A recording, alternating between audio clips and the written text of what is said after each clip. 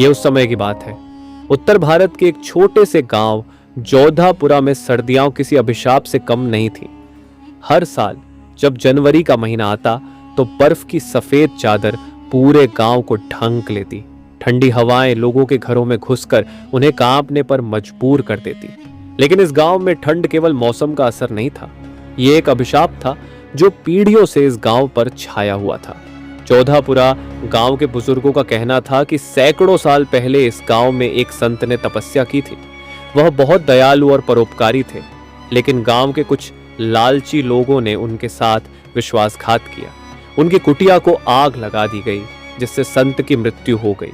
मरने से पहले उन्होंने शाप दिया, इस गांव में अब कभी गर्मी नहीं होगी, यहाँ की ठंड अमर होगी और हर साल जब बर्फ गिरेगी तो कोई ना कोई इसकी चपेट में आ जाएगा। तब से हर साल ठंड के दौरान गांव के किसी न किसी व्यक्ति की रहस्यमय मौत हो जाती थी। लोग कहते थे कि यह संत का श्राप है जो कभी खत्म नहीं होगा। एक नया साहसिक सफर वर्ष 2025 की ठंड भी कुछ अलग नहीं थी। गांव के युवा अर्जुन बच्चान ने बचपन से यह कहानियां सुनी थी, लेकिन उसे इन बातों पर विश्वास नहीं था। उसे लगता था कि यह सिर्फ एक अंधविश्वास है। लेकिन जब उसके अपने छोटे भाई हॉर्विट्ज की ठंड से मौत हो गई तो अर्जुन का मन बदल गया। रवि की मौत सामान्य नहीं थी, उसके शरीर पर बर्फ की परत जमी हुई थी, जबकि बाकी गांव के लोगों पर ऐसा कोई असर नहीं हुआ था। अर्जुन ने निश्चय किया कि वह इस रहस्य का समाधान निकालेगा और गांव को इस अभिशाप से मुक्त करेगा। अर्जुन की खोज नहीं, अर्जुन ने गांव के सबसे बुजुर्ग व्यक्ति दादा श्रीराम से इस अभिशाप के बारे में पूछा। श्रीराम ने बताया कि संत की आत्मा अब भी हिम गुफा में कैद है और जब तक उसे मुक्ति नहीं मिलेगी तब तक गांव इस अभिशाप से नहीं बचेगा। लेकिन हिम गुफा तक पहुंचना असंभव है, वहां तक जाने वाले कभी लौट कर नहीं आते। लेकिन अर्जुन पीछे हटने वालों में से नहीं था। उसने अपने दोस्तों अवनीश और रोहितवन के साथ हिम गुफा जाने की ठानी। रात का समय था और तीनों दोस्त मशालें लेकर हिम गुफा की ओर निकल पड़े। बर्फबारी तेज हो रही थी, लेकिन वे आगे बढ़ते गए। जैसे ही वे गुफा के पास पहुंचे, उन्हें अजीब सी आवाजें सुनाई देने लगीं। गुफा के भीतर एक भयानक ठंड थी जो उनकी हड्डियों तक चुभ रही थी, लेकिन वे डरे नहीं और अंदर बढ़ते गए।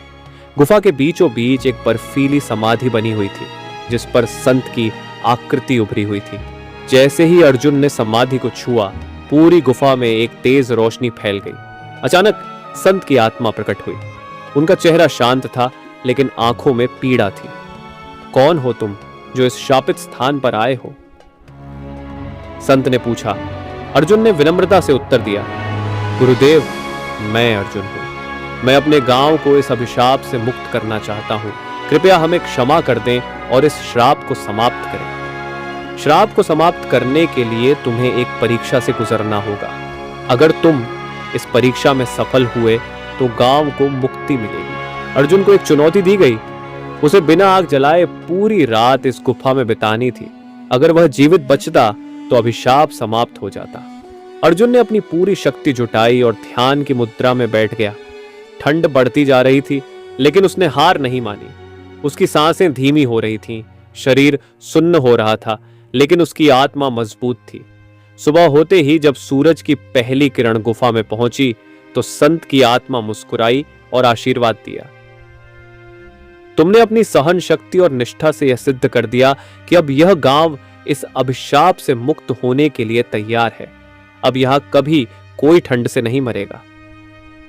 जब अर्जुन वापस गांव पहुंचा तो लोगों को विश्वास नहीं हुआ, लेकिन उसी दिन से ठंड कम होने लगी। धीरे धीरे गांव में बदलाव आया और अगले साल गांव में पहली बार वसंत आया। गांव के लोग अर्जुन को नायक मानने लगे, लेकिन अर्जुन ने कहा, यह हमारी एकता और साहस की जीत है। अगर हम सच्चे मन से किसी भी समस्या का सामना करें तो कोई भी अभिशाप हमें हरा नहीं सकता। इस तरह अर्जुन के साहस और संत की कृपा से शीतवन गांव अभिशाप से मुक्त हो गया। अब वहां हर साल वसंत आता और लोग संत के बलिदान को याद करके उनकी समाधि पर फूल चढ़ाते। ये कहानी हमें यह सिखाती है कि साहस, निष्ठा और आत्मविश्वास से हम किसी भी मुश्किल को हरा सकते हैं।